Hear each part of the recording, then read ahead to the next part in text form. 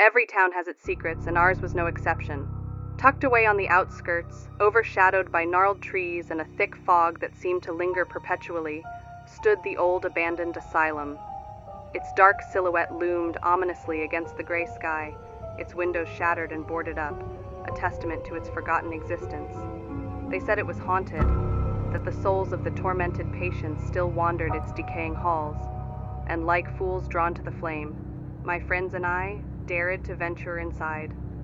The air was thick with dust and the scent of decay as we stepped through the broken entrance, our footsteps echoing eerily in the silence.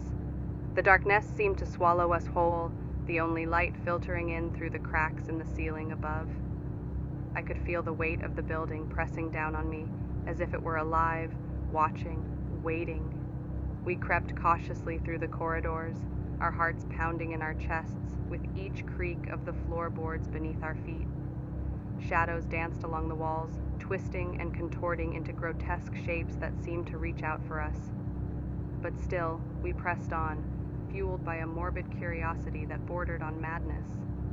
As we delved deeper into the asylum, the air grew colder, the darkness more oppressive. It was as if we had stepped into another realm, one where the laws of reality no longer applied. Strange whispers filled the air, faint at first, but growing louder with each passing moment. They spoke of pain and suffering, of lives lost and forgotten.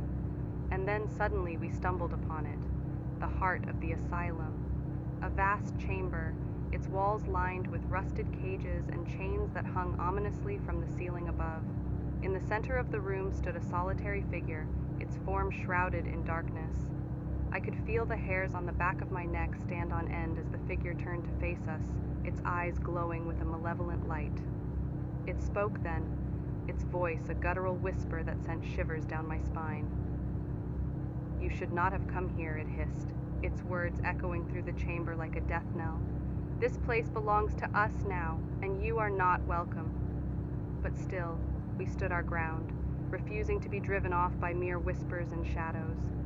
It was then that the true horror of the asylum revealed itself, as the walls themselves seemed to come alive, twisting and contorting into grotesque shapes that reached out for us with skeletal hands. With a scream, we turned and fled, our footsteps echoing through the darkness as we raced for the exit. But the asylum would not let us go so easily, its halls shifting and changing around us like a labyrinth designed to ensnare the unwary.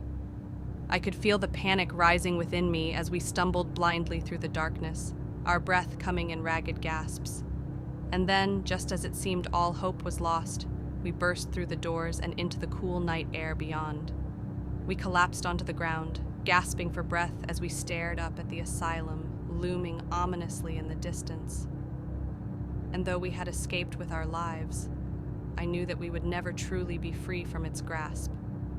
For the horrors we had witnessed would haunt us forever, a reminder of the darkness that lurks within us all. As we lay there on the cold ground, trying to catch our breath, the realization sunk in that we had narrowly escaped the clutches of the asylum. But even as relief flooded through us, a sense of unease lingered in the air. I glanced at my friends, their faces pale and drawn, their eyes haunted by the horrors we had witnessed. We knew that we could never forget what we had seen, the twisted forms and whispered voices that still echoed in our minds. But even as we tried to push the memories aside, they continued to plague us, creeping into our dreams like tendrils of darkness. I could feel the asylum's presence lingering in the back of my mind, a constant reminder of the terror that lurked just beyond the edge of our reality. And so, we returned to our homes, trying to resume our lives as if nothing had happened. But the shadows of the asylum followed us wherever we went, their icy fingers reaching out to drag us back into the darkness. In the weeks that followed, strange things began to happen. Objects moved on their own, strange noises echoed through the night, and shadows seemed to dance at the edge of our vision. We tried to convince ourselves that it was just our imagination, that the horrors of the asylum had simply left us shaken and paranoid. But deep down, we knew the truth. The asylum had marked us, its darkness seeping into our souls like a poison. And try as we might to escape its grasp, we knew that it would never truly let us go. And so, we lived in fear, constantly looking over our shoulders, wondering when the asylum would come for us once again. For we knew that no matter how far we ran, no matter how hard we tried to forget, the shadows would always find us in the end. And in the darkness of the night, we would hear the whispers of the asylum calling out to us with voices filled with madness and despair. For in the end, we were all prisoners of the asylum, trapped forever in its shadowed halls.